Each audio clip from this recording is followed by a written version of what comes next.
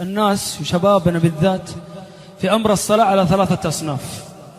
الصنف الأول صنف يا شيخ نايف صنف يحب الله عز وجل، شاب على طول إذا سمع الله أكبر الله أكبر أقبل على بيوت الله وأقبل على الصف الأول. هذا الصنف أخي في الله مدحه الله عز وجل في كتابه، قال جل وعلا: والذين هم على صلواتهم يحافظون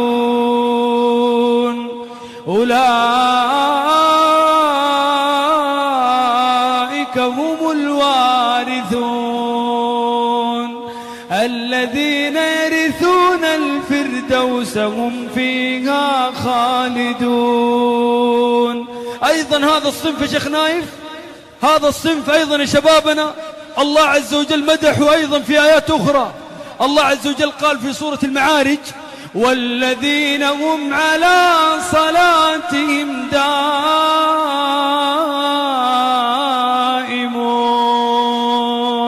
يعني إيش دائمون؟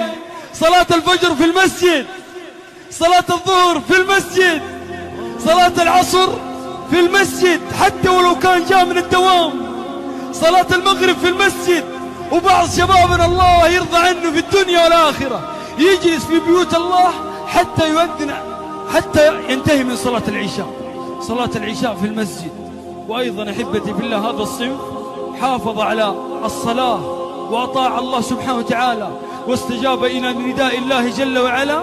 هذا الصنف أيضا الله عز وجل مدحه في سورة المعارج، قال جل وعلا: والذين هم على صلاتهم يحافظون أولئك في جنات مكرمون. يا غالي إذا تبغى تكون من أهل الفلاح عليك بالصلاة، يا غالي إذا تبغى تكون من أهل الفردوس الأعلى عليك بالصلاة، يا غالي إذا أردت أن يثني الله عز وجل عليك بالصلاة، يا غالي إذا أردت أن يكرمك الله عليك بالصلاة، عليك بالصنف الأول الذين إذا سمعوا النداء استجابوا إلى أمر الله سبحانه وتعالى. نأتي إلى الصنف الثاني، صنف يصلي، صنف يسجد، صنف يركع يدعو الله في سجوده. ولكن المشكلة يا شباب والمشكلة يا شيخ نايف إنه ما يصلي الصلاة إلا إذا خرج وقتها. هذا الصنف قد توعده الله، هذا الصنف الله سبحانه وتعالى توعده في كتابه: يا أخي صلي، محافظ على الصلاة، ولكن المشكلة ما يصلي في وقتها. إن الصلاة كانت على المؤمنين كتابا موقوتا. وقت محدد يا غالي، وقت محدد يا عيوني. صلاة الفجر من خروج الفجر الصادق إلى شروق الشمس بس.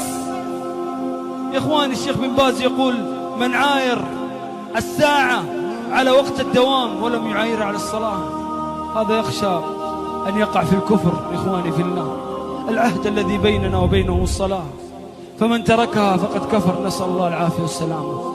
إخواني في الله، الشباب في الصنف الثاني في أمر الصلاة هم يصلون يسجدون ولكن لا يصلون الصلاة في وقتها. هذا الصنف قد توعده الله: فويل للمصلين. يصلي يا ويله، نعم، فويل للمصلين الذين هم عن صلاتهم ساهون. ما معنى ساهون؟ قال العلماء: أي غافلون، لا يصلون الصلاة إلا إذا خرج وقتها. الصنف الثالث أحبتي في الله لا يصلي لله عز وجل سجدة واحدة ولا يسجد ولا يركع. هذا الصنف قد حكم الله عز وجل عليه في كتابه، قال جل وعلا: ما سلككم في سقر، ما سلككم في سقر. أول جرم يعترفون به في النار وهم يعذبون قالوا لم نك من المصلين. يا رب ما كنا نصلي. والنبي صلى الله عليه وسلم يقول العهد الذي بيننا وبينهم الصلاة، فمن تركها فقد كفر. أحبتي في الله، إذا أردت الراحة عليك بالصلاة. كان النبي صلى الله عليه وسلم يقول لبلال رضي الله عنه: يا بلال أرحنا بها يا بلال. الصلاة أحبتي في الله لكثير من شبابنا الآن فرط فيها أو تكاسل فيها. من أجل ذلك نريد أن نكون من أهل الصنف الأول. إذا أردت السعادة أخي في الله في الدنيا وفي الآخرة فعليك بالصلاة وعليك بالاستقامة على هذا الدين.